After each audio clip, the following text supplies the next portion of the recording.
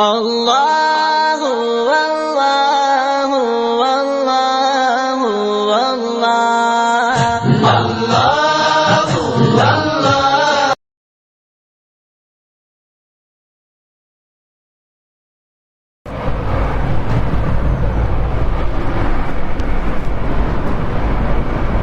السلام عليكم ورحمة الله وبركاته. الحمد لله رب العالمين، الصلاة والسلام على سيد الأنبياء والمرسلين. أما بعد، فقد قال الله تعالى في القرآن الكريم والفرقان المجيد بعد أعوذ بالله من الشيطان الرجيم بسم الله الرحمن الرحيم وقل جاء الحق وزهق الباطل إن الباطل كان زهوقا. صدق الله العظيم. رب اشرح لي صدري ويسر لي أمري واحلل عقدة من لساني يفقهوا قولي. رب يسر ولا تعسر وتمم بالخير وبك نستعين. سبحانك لا علم لنا إلا ما علمتنا إنك أنت العليم الحكيم. எல்லா புகழும் புகழ்ச்சியும் ஏக வல்லவனாகிய அல்லாஹு ஜல்ல ஷானஹு வ தஆலா ஒருவனுக்கே உரித்தாகுக. கண்மணி நாயகம் முஹம்மது ரசூலுல்லாஹ் ஸல்லல்லாஹு அலைஹி வஸல்லம் அவர்களின் மீதும் அன்னாரது அடிச்சுவடுகளை அப்படியே பின்பற்றி நடந்த சத்திய சஹாபாக்கள், தாபியீன்கள், தபஉ தாபியீன்கள், ஹுஃபால்கள், ஷுஹதாக்கள், நல்லோர்கள், பெரியோர்கள் என இந்த உம்மத்தினர்களாகிய நம் அனைவரின் மீதும் எல்லாம் வல்ல அல்லாஹ்வின் நல்லருள் என்றென்றும் நிறைவாக உண்டாவதாக. ஆமீன்.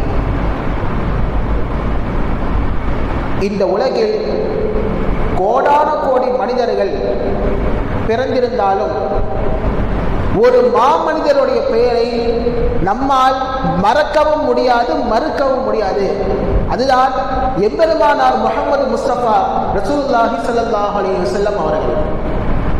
ஒரு மத தலைவராய், ஒரு சமுதாயத்தை சீர்திருத்தக்கூடியவராய், ஒரு அரசியல் தலைவராய் அவர்கள் கண்ட வெற்றிகள் என்பது ஏராளம் ஏராளம்.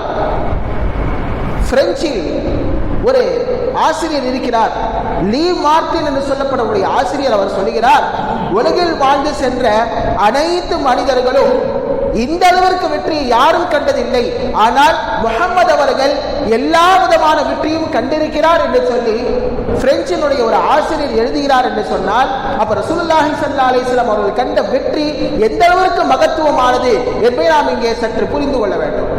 கண்ணியத்திற்குரியவர்களே, இன்றைய பயானுடைய ஒரு நோக்கம் என்னவென்றால், இன்றைய ஜும்மாவுடைய பேருரையில் ரசூலுல்லாஹி ஸல்லல்லாஹு அலைஹி வஸல்லம் அவர்களுக்காக வேண்டி அல்லாஹ் தஆலா எப்படி இந்த உலகை தயார் செய்தார், அதிலும் குறிப்பாக ரசூலுல்லாஹி ஸல்லல்லாஹு அலைஹி வஸல்லம் அவர்கள் பிறந்த மண் மக்கத்து பூமியை, மக்காவை எப்படி அல்லாஹ் தஆலா தயார் செய்தார், நபி அவர்கள் வருவதற்கு முன்னர் மக்கா எப்படி இருந்தது என்பதை இன்ஷா அல்லாஹ் முடிந்த அளவிற்கு குறிப்பிட்ட நேரத்தில் சொல்வதற்கு முயற்சி செய்கிறேன். எல்லாம் வல்ல இறைவன் நாம் எதை கேட்டோமோ கேட்கிறோமோ அதன்படி அமல் செய்வதற்குண்டான தௌஃபீக்கை அல்லாஹு தஆலா நம் அனைவருக்கும் தரல் புரிவானாக. ஆமீன். கண்ணியத்திற்குரியவர்களே,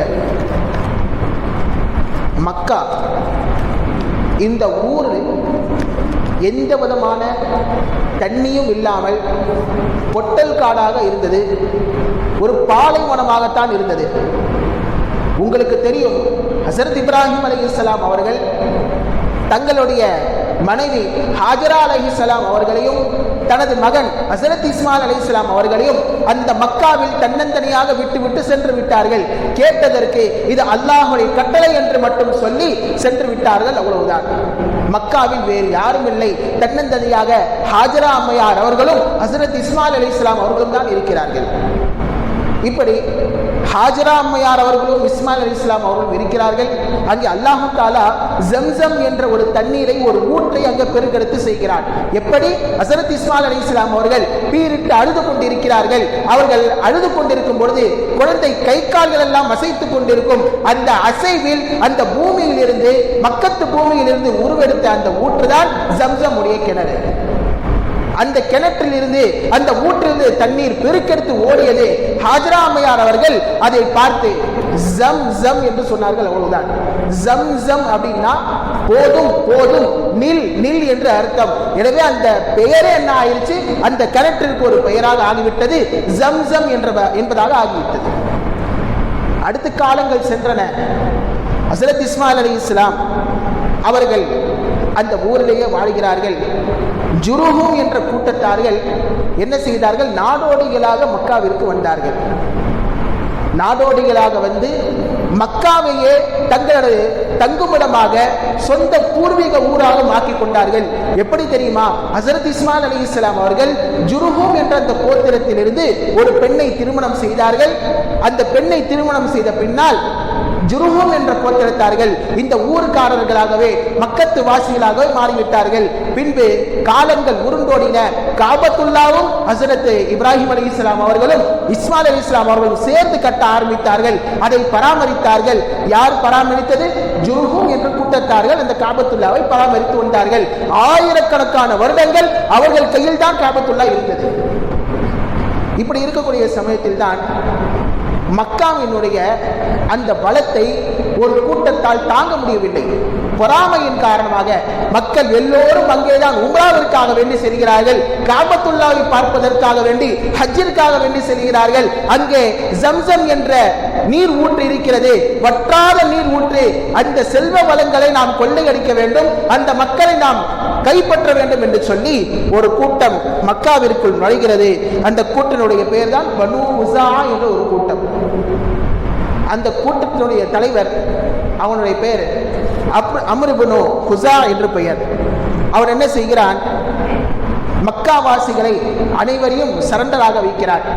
அதற்கு முன்னதாகவே ஜுருஹும் கூட்டத்தார்கள் என்ன செய்கிறார்கள், ஜம்சம் கிணற்றை மூடி அதை மறைத்து விடுகிறார்கள். எந்த அளவிற்கு மூடி மறைத்தார்கள் என்று சொன்னால், காலப்போக்கில் இப்படி ஒரு பேச்சு மக்காவாசிகளை பேசிக் கொண்டார்கள். ஒரு காலத்தில் ஜம்சம் என்ற ஒரு கிணறு இருந்தது, அதிலிருந்து மக்கள் எல்லோரும் தண்ணீரை குடித்து தங்களுடைய தாகத்தை தீர்த்துக் கொள்வார்கள் என்று ஒரு கட்டுக்கதையாகத்தான் மக்கள் பேசிக் கொண்டிருந்தார்கள். அந்த அளவிற்கு அடையாளம் தெரியாத வண்ணமாக ஜம்சம் கிணறு என்பது மூடப்பட்டு விட்டது. எப்பொழுது இந்த பனு ஹுஸா அவர்கள் இந்த அரபு உலகத்திற்கு வந்தார்களோ அப்பொழுது இந்த ஜம்சம் கிணறு மூடப்பட்டு விட்டது. அடுத்ததாக இந்த பனு ஹுஸால ஒரு தலைவன் இருக்கான்னு சொன்னோமா இல்லையா, அம்ர் இப்னு லுவை இவனுடைய பெயர். இவனுக்கு ஒரு தடவை என்ன செஞ்சு, காய்ச்சல் வந்துருச்சு. காய்ச்சல் வந்ததால் அவன் சுற்றுமுள்ள பகுதிகளில் விசாரிக்கிறான், என்ன செய்வது, காய்ச்சல் போகவே இல்லையே, என்ன செய்தும் காய்ச்சல் செல்லவே இல்லை என்று சொல்லி மக்கள் ஒரு ஆலோசனை கொடுக்கிறார்கள். என்னன்னா, சிரியாவுக்கு போங்க, சிரியால ஒரு ஊர் இருக்குது, அந்த ஊர் பல்கா என்ற பெயர். அந்த பல்கா என்ற ஊர்ல போனீங்கன்னா ஒரு கிணறு இருக்கும், அந்த கிணற்றில் நீங்கள் குளித்தால் உங்களுக்கு காய்ச்சல்னா சரியா போயிடும் அப்படின்னு அந்த தகவலை கேள்விப்பட்டவுடன் நேராக சிரியாவில் உள்ள பல்கா என்ற ஊருக்கு செல்கிறான். சென்று அங்கே குளிக்கிறான். அவனுக்கு ஷிஃபாவும் ஆகிவிட்டது. இவன் பனு ஹுஸாவுடைய தலைவன் அல்லவா, ஒரு மக்காவை ஆட்சி செய்யக்கூடிய ஒரு அரசன் அவன். அந்த நேரத்தில் அந்த ஒரு பதவி இருந்ததின் காரணமாக சிரியாவாசிகள் என்ன செய்தார்கள், ஒரு சிலையை அன்பளிப்பாக கொடுத்தார்கள். சிலை எப்படிப்பட்ட சிலை, ரொம்ப பெருசா இருக்கும். அந்த சிலையுடைய பெயர் ஹுபுல் என்ற பெயர். ஹுபுல் என்ற சிலை நேராக வாங்கிட்டு எங்க கொண்டு போய் வச்சானா, காபத்துல்லாவுக்குள்ள வச்சுட்டாங்க. இப்படிதான் முதலாக காபத்துல்லாவில் சிலை என்பது உள்ளே சென்றது. முதலாக சிலை வணக்கம் என்பது இந்த அம்ர் இப்னு லுவையால் ஆரம்பிக்கப்பட்டது. அசலில் அதுவரைக்கும் ஹஸ்ரத் இப்ராஹிம் அலைஹிஸ்ஸலாம் அவர்கள் எந்த மார்க்கத்தை கொண்டு வந்தார்களோ, எந்த ஏகத்துவத்தை கொண்டு வந்தார்களோ, ஹஸ்ரத் இஸ்மாயில் அலைஹிஸ்ஸலாம் அவர்கள் எந்த தீனை பின்பற்றி இருந்தார்களோ, அதுவரைக்கும் மக்காவாசிகள் சிலை வணக்கம் என்பதே பார்த்ததும் கிடையாது, கேள்விப்பட்டதும் கிடையாது. எப்பொழுது இந்த அம்ர் இப்னு லுவை என்பவன் சிரியாவிலிருந்து ஒரு சிலையை கொண்டு வந்து காபத்துல்லாவிற்குள் வைத்தானோ, அதிலிருந்து ஆரம்பமாக சிலை வணக்கம், அரபு முழுவதும் சிலை வணக்கம் என்பது ஆரம்பித்து விட்டது. காலப்போக்கில் என்ன ஆனது தெரியுமா, மக்காவிற்கு நாடோடிகளாக ஒரு சிலர்கள் டென்ட்டை எல்லாம் போட்டு தங்கி கொண்டு செல்வார்கள். அவங்க என்ன செய்வானா, காபத்துல்லால போய் பார்ப்பாங்க. காபத்துல்லா இங்க ஒரு சிலை இருக்கும், பார்த்தோன்னே பரவாயில்லையே சிலை இருக்குது, அப்போ நம்ம ஊர்ல இருக்கிற கொலை தெய்வத்தையும் என்ன செய்ய வேண்டும், காபத்துல்லாவிற்குள் வைக்க வேண்டும் என்று சொல்லி கிட்டத்தட்ட 400 ஆண்டுகளில் 360 சிலைகள் காபத்துல்லாவில் வைக்கப்பட்டன. இப்படிதான் சிலை வணக்கம் என்பது மக்காவில் ஆரம்பமானது. இது நான் யாருக்கு சொல்கிறேன் தெரியுமா? மதத்தினுடைய அந்த வெறி ஊறி போன ஒரு கூட்டம் இந்துத்துவவாதிகள் சொல்வார்கள், மக்காவில் முன்னாடி என்னதான் இருந்துச்சா? சிலை வணக்கம் தான் இருந்துச்சு. உங்க நபி தான் என்ன செஞ்சாரு? சிலையெல்லாம் உடைச்சு போட்டாரு அப்படின்னு சொல்றாங்களா இல்லையா? அதற்கு இந்த வரலாறு என்பது ஒரு ஆதாரம். முதலில் மக்காவில் சிலை வணக்கம் என்பதே கிடையாது. அம்ர் இப்னுல் உலையால் தான் இந்த சிலை வணக்கம் என்பது சென்றது. ரசூலுல்லாஹி ஸல்லல்லாஹு அலைஹி வஸல்லம் சொல்கிறார்கள், ரஅய்த அம்ர் இப்னு ஆமிர் குஸையி யஜ்ரு கமிஸஹு அமஅஹு ஃபின்னார். நான் நரகத்தில் அம்ர் இப்னுல் உலையை நான் பார்த்தேன். எப்படி பார்த்தேன் என்று சொன்னால், அவன் தனது குடல்களை இழுத்த வண்ணமாக நரகில் சென்று கொண்டிருப்பதை பார்த்தேன். ஏனென்றால் அவன்தான் ஹஜ்ரத் இப்ராஹிம் அலைஹிஸ்ஸலாமுடைய தீனை மாற்றி அமைத்தான் என்கிறார்கள் ரசூலுல்லாஹி ஸல்லல்லாஹு அலைஹி வஸல்லம். இப்படிதான் என்ன செஞ்சது? மக்காவில் சிலை வணக்கம் என்பது ஏற்பட்டது. அடுத்து காலங்கள் உருண்டோடி செல்கிறது. அடுத்து ஒருவர் பிறக்கிறார். ஜுருஹும் என்ற கூட்டத்தில் ஒருவர் பிறக்கிறார். அவருடைய பெயர் தான் ஹுசை என்ற பெயர். இவர் யாருன்னா ரசூலுல்லாஹி ஸல்லல்லாஹு அலைஹி வஸல்லம் பாட்டனார்னா ரொம்ப முந்தைய பாட்டனார் இவர் ஹுசை என்பவர். இவர் பிறந்து என்ன ஆனது என்று சொன்னால், அந்த பனு ஹுசா கோத்திரத்தில் நல்ல ஒரு அன்பையும் ஒரு இணக்கத்தையும் ஏற்படுத்தினார். எந்த அளவிற்கு என்றால், பனு ஹுசாவுடைய கோத்திரத்திலேயே ஒரு பெண்ணை திருமணம் முடித்தார். ஆக எந்தவித சர்ச்சையும் இல்லாமல் காபத்துல்லா மீண்டும் ஜுருஹும் என்ற கூட்டத்திற்கு சென்றது. அந்த ஜுருஹும் இந்த மக்காவுடைய பூர்வீக மக்கள். அந்த ஜுருஹும் என்ற கூட்டத்தில் கட்டுப்பட்டவர்கள் குறைஷி கோத்திரத்தார்கள். குறைஷி கோத்திரத்தை இந்த காபத்துல்லாவுடைய கண்ட்ரோல் முழுமையாக சென்று விட்டது. என்னதான் காபத்துல்லா அவர்கள் கையில் சென்று விட்டாலும் சிலைகளை அங்கிருந்து அகற்ற முடியவில்லை. இது எப்பொழுது நன்று என்றால், எப்பொழுது காபத்துல்லா முழுமையாக குறைஷிகளிடத்தில் சென்றது என்றால், ரசூலுல்லாஹி ஸல்லல்லாஹு அலைஹி வஸல்லம் அவர்கள் பிறப்பதற்கு 130 வருடங்களுக்கு முன்னால் காபத்துல்லா குறைஷிகளிடத்தில் சென்றது. ஆக இப்படி அல்லாஹ் தஆலா மக்காவை தயார் செய்து வைத்தான் என்பதை நாம் இங்கே பார்க்கிறோம். அடுத்ததாக மக்காவில் ஒரு மிகப்பெரிய ஒரு சம்பவம் நடக்கிறது. அதுதான் அப்துல் முத்தலிப் அவர்கள் மூடிய ஜம்சம் கிணறை திறக்கிறார்கள். எப்படி திறந்தார்கள்? மக்காவில் அனைவரும் பேசிக் கொண்டிருந்தார்கள். ஜம்சம் கிணறு எங்க இருக்குதுன்னே தெரியல என்று சொல்லி பேசிக் கொண்டிருக்கும் பொழுது அப்துல் முத்தலிப் அவர்கள் உறங்கிக் கொண்டிருக்கிறார்கள். உறங்கிக் கொண்டு இரவு நேரத்தில் உறங்கிக் கொண்டிருக்கும் பொழுது அல்லாஹ் தஆலா காட்டுகிறான் கனவில், இந்த இடத்தில் தான் ஜம்சம் உடைய கிணறு இருக்கிறது, அங்கே சென்று தோண்டி பார்க்குமாறு அல்லாஹ் தஆலா கனவில் அறிவிக்கிறான். அடுத்த நாள் காலையில் அப்துல் முத்தலிப் அவர்கள் நமது ரசூலுல்லாஹி ஸல்லல்லாஹு அலைஹி வஸல்லம் பாட்டனார் அவர்கள் நேராக கனவில் காட்டப்பட்ட இடத்திற்கு நேராக செல்கிறார்கள். அங்கே தோண்டி பார்க்கிறார்கள். மிகவும் சிரமத்துடன் தோண்டி அந்த ஜம்சம் கிணறை வெளிக்கொண்டு வந்து இந்த உலக மக்களுக்கு ஜம்சம் தண்ணீரை சப்ளை செய்கிறார்கள் அப்துல் முத்தலிப் அவர்கள். இதன் மூலமாக வரலாற்று ஆசிரியர்கள் இப்படி எழுதுகிறார்கள், எப்படி இந்த ஜம்சமுடைய கிணறு அப்துல் முத்தலிபுடைய கையால் திறந்து இந்த உலகம் முழுவதும் சப்ளை செய்யப்படுகிறதோ, தற்போது வரைக்கும் சப்ளை செய்யப்படுகிறதோ, அதே போன்றுதான் அப்துல் முத்தலிபுடைய மடியில் ஒரு குழந்தை வளரும். அந்த குழந்தை உலகம் முழுவதும் அருளை சப்ளை செய்யும் என்று சொல்லி வரலாற்று ஆசிரியர்கள் இப்படி எடுத்து எழுதுகிறார்கள். இன்னும் ஒரு சில வரலாற்று ஆசிரியர்கள் இப்படி எழுதுகிறார்கள், ஜம்சம் தண்ணீருடைய திறப்பு, ஜம்சம் கிணறுடைய திறப்பு நபியின் பிறப்பு என்பதாக எழுதுகிறார்கள். ஆக இப்படித்தான் மக்கா என்ற ஊரை அல்லாஹ் தஆலா தயார் செய்து வைக்கிறார். காரணம், அங்கே ரசூலுல்லாஹி ஸல்லல்லாஹு அலைஹி வஸல்லம் அவர்கள் பிறக்க போகிறார்கள் என்பதற்காக வேண்டி அந்த மக்காவை அல்லாஹ் தஆலா தயார் செய்து வைக்கிறார். அடுத்தது இதைவிட ஒரு மிகப்பெரிய ஒரு சம்பவம் என்னவென்றால், யானைப்படை காபத்துல்லாவை இடிப்பதற்காக வேண்டி வருகிறது. அப்ரஹா என்ற மன்னன், இவன் யமன் நாட்டை ஆண்டு கொண்டிருந்தான். இவனுக்கு என்னன்னா ஒரு பொறாமை. எல்லாரும் காபத்துல்லாவை பார்க்கறாங்க, அங்கே எல்லாரும் உம்ரா செய்யறாங்க, ஹஜ் செய்யறாங்க. நம்முடைய தேவாலயத்துக்கு யாரும் வரமாட்டேங்கிறாங்களே ஒரு பொறாமை. அந்த பொறாமையால் என்ன செய்தான் என்றால், மிகப்பெரிய ஒரு தேவாலயத்தை கட்டினான். கிதாபில் எழுதுகிறார்கள், தேவாலயத்தை என்ன செஞ்சா இப்படி மேல நம்ம தூக்கி பார்த்தா நம்ம தொப்பு கீழே ஊந்துருமா. அந்த அளவிற்கு மிக உயர்ந்த ஒரு தேவாலயத்தை அப்ரஹா கட்டி வைத்திருந்தான். அரபுகளை பொறுத்த வரைக்கும் தற்பொழுதும் அந்த ஒரு பெருமை இருக்கத்தான் செய்யும்.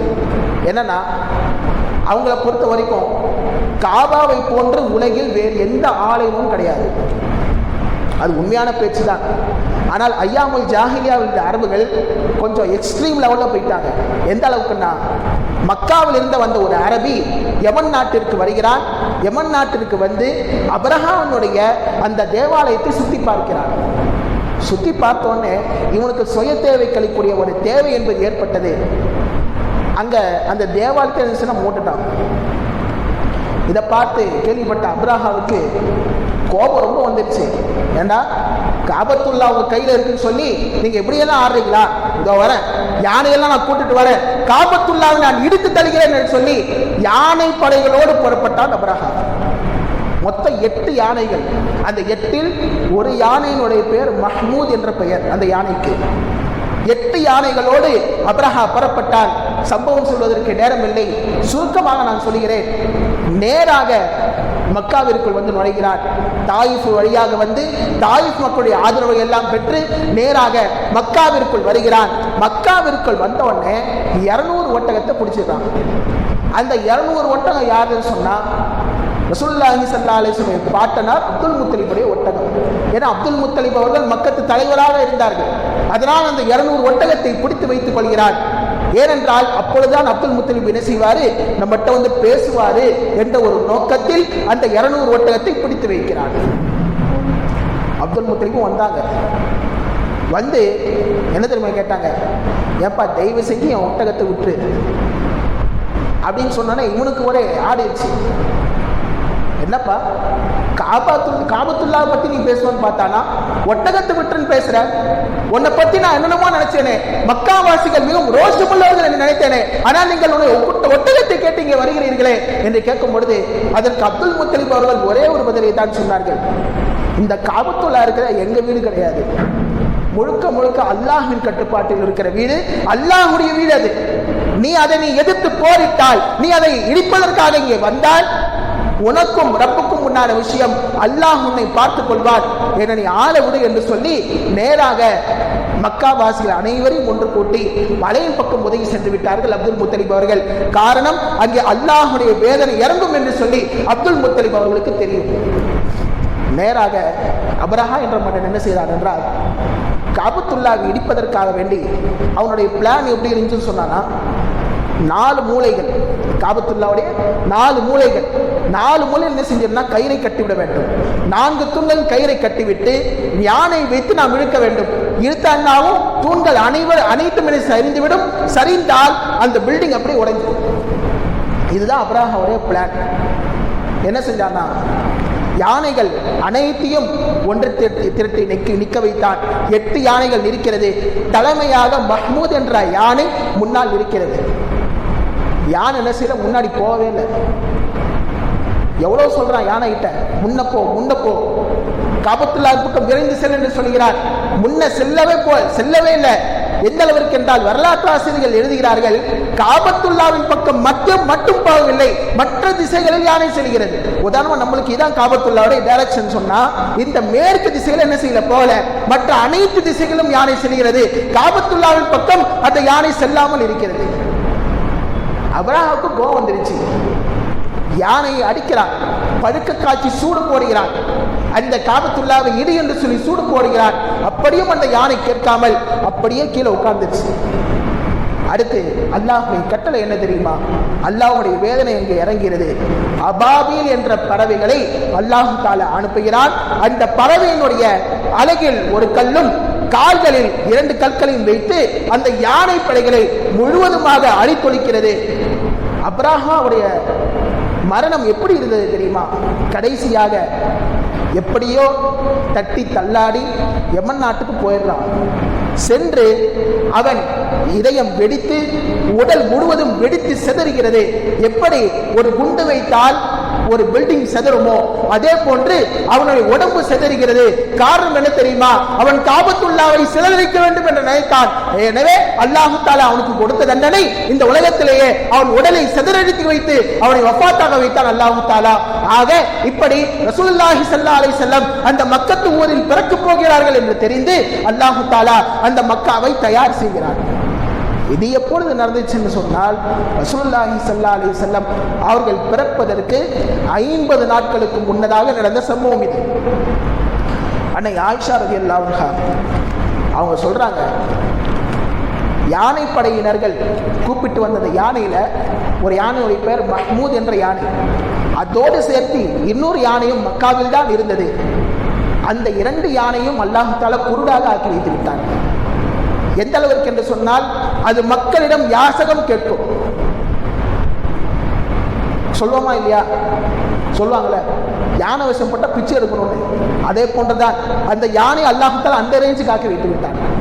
ஆக அந்த ஊரில் நபி அவர்கள் பிறக்க போகிறார்கள் என்பதற்காக வேண்டி அல்லாஹ் தஆலா அந்த மக்கத்து ஊரை தயார் செய்கிறார். தயார் செய்து எல்லா ஏற்பாடுகளையும் செய்து அங்கே ரசூலுல்லாஹி ஸல்லல்லாஹு அலைஹி வஸல்லம் அவர்கள் கிபி 571ஆம் ஆண்டு ரபியுல் அவ்வல் 12ஆம் தேதி திங்கட்கிழமை அன்று நமது உயிரின் மேலான கண்மணி நாயகம் முஹம்மது ரசூலுல்லாஹ் ஸல்லல்லாஹு அலைஹி வஸல்லம் அவர்கள் அந்த மக்கத்து மண்ணில் பிறக்கிறார்கள். பிறந்தவுடன் நிறைய மாற்றங்கள் உலகில் ஏற்பட்டது. அதில் மிக முக்கியமான மாற்றம் என்ன தெரியுமா? ஜின்கள் அனைவரும் வானத்தில் சென்று ரகசியங்கள் எல்லாம் ஒட்டு கேட்டுக் கொண்டிருப்பார்கள். ஜோசியக்காரரிடத்தில் வந்து ரகசியங்கள் எல்லாம் சொல்வார்கள். இந்த தடை என்பது ஏற்பட்டு விட்டது. ஏன்னா ஜின்களுக்கு தெரியல, அவங்களுக்கு ஒரே ஒரு விஷயம்தான், உலகில் ஏதோ ஒரு மாற்றம் நிகழ்ந்திருக்கிறது. இவ்வளவு வருடங்களாக நாம் வானில் சென்று மலக்குமார்கள் பேசக்கூடிய ரகசியங்களை ஒட்டு கேட்டு வந்து நமது ஜோசியக்காரத்தில் சொல்லிக் கொண்டு வந்தோம். ஆனால் தற்போது வானத்திற்கு செல்லவே முடியவில்லையே, என்ன காரணம் என்று சொல்லி தேடி பார்க்கும் பொழுதுதான் ஒரு தடவை ரசூலுல்லாஹி ஸல்லல்லாஹு அலைஹி வஸல்லம் அவர்கள் குர்ஆன் ஓதுவதை ஜின்கள் கேட்டார்கள். ஜின்கள் அந்த குர்ஆனை கேட்டு அனைத்து ஜின்களும் முஸ்லிம்களாக மாறின என்பது வரலாறு. ஆக இப்படி ரசூலுல்லாஹி ஸல்லல்லாஹு அலைஹி வஸல்லம் அவர்கள் பிறந்து இந்த உலகில் அதிகமான மாற்றங்கள் ஏற்பட்டு விட்டன. அதனால தான் அல்லாஹ் தஆலா சொல்கிறான் குர்ஆனில், வகுல் ஜாஅல் ஹக் வ ஸஹகல் பாத்தில், சத்தியம் வந்ததால் அசத்தியம் அழிந்து விட்டது. நமது ரசூலுல்லாஹி ஸல்லல்லாஹு அலைஹி வஸல்லம் அவர்கள் சத்தியமானவர்கள். இந்த சத்தியம் உலகில் பிறந்ததால் அசத்தியம் அனைத்தும் இந்த உலகில் விட்டும் சென்று விட்டது. இன்னல் பாத்தில கான ஸஹூகா, இந்த பாத்தில் இருக்கிறதே, இந்த அசத்தியம் இருக்கிறதே, கண்டிப்பாக ஒரு நாள் அழிந்துதான் தீரும் என்பதாக அல்லாஹ் தஆலா குர்ஆனில் சொல்கிறார். ஆக எல்லாம் வல்ல இறைவன் ரசூலுல்லாஹி ஸல்லல்லாஹு அலைஹி வஸல்லம் அவருடைய வாழ்க்கை வரலாற்றை தெரிந்து அதன்படி நாமும் நடக்கக்கூடிய தௌஃபீக்கை எல்லாம் வல்ல அல்லாஹ் நமக்கு முதல் புரிவானாக. ஆமீன். வ ஆகிர் தஅவானா அல்ஹம்துலில்லாஹி ரப்பில் ஆலமீன். சூரத்துல் ஆயத்துல்